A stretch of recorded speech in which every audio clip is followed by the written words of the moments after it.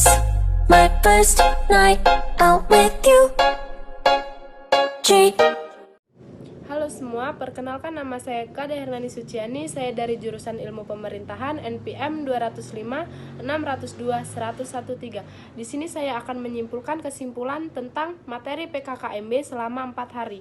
Materi pertama yaitu online yang berjudul Pembinaan Gerakan Nasional Revolusi Mental dan Revolusi Industri 4.0 yang dijelaskan oleh Bapak Insinyur Fahrizal.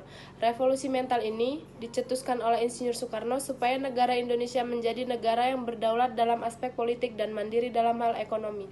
Tujuan dari revolusi mental ini adalah agar kita dapat beradaptasi dan dapat mengubah pola pikir kita dimanapun kita berada. Materi kedua dengan judul Pembentukan Karakter Unggul Mahasiswa melalui 4 Pilar MPR di Era Revolusi 4.0 yang dijelaskan oleh Bapak Ahmad Basarah.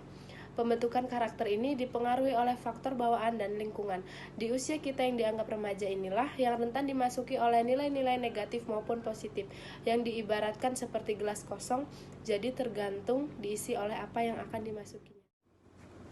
Hari kedua, materi pertama, Sistem Pendidikan Tinggi dan Kebijakan Merdeka Belajar Kampus Merdeka yang dijelaskan oleh Profesor Dr. Heriandi. Tujuan umum pendidikan tinggi yaitu menyiapkan peserta didik menjadi anggota masyarakat yang berkemampuan akademik.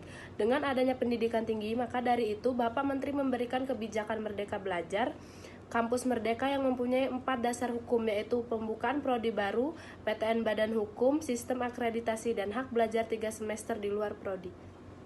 Materi kedua yaitu bahaya intoleransi, radikalisme, terorisme, dan narkoba yang disampaikan oleh Bapak Dr. Budiono. Bahayanya intoleransi, radikalisme, terorisme, dan narkoba inilah yang dapat menyebabkan pecah belahnya negara. Oleh karena itu, agar tidak terlibat hal-hal tersebut, kita harus memperkuat ilmu pengetahuan, memanfaatkan teknologi secara positif, dan bergaul dengan lingkungan yang baik dan bersih.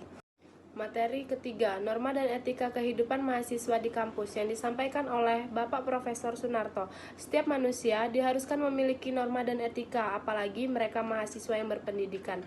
Norma dan etika inilah yang wajib kita tanam dalam diri kita sendiri. Materi keempat, Kesadaran Lingkungan Hidup sebagai Manusia yang disampaikan oleh Bapak Profesor Soeharto PSD. Hal ini patut kita jaga untuk mengurangi pencemaran udara, air maupun tanah yang semakin hari pencemaran ini semakin meningkat. Kesadaran inilah yang harus kita lakukan untuk lingkungan di Indonesia. Hari ketiga, materi pertama, Pembelajaran di Perguruan Tinggi di Era 4.0 dan Plagiarisme. Mahasiswa diharapkan mampu bersaing pada era 4.0 ini. Pada saat ini, Kemendikbud memberikan fasilitas yang terbaik dengan melaunching sebuah program bernama SPADA, Program Pembelajaran Daring.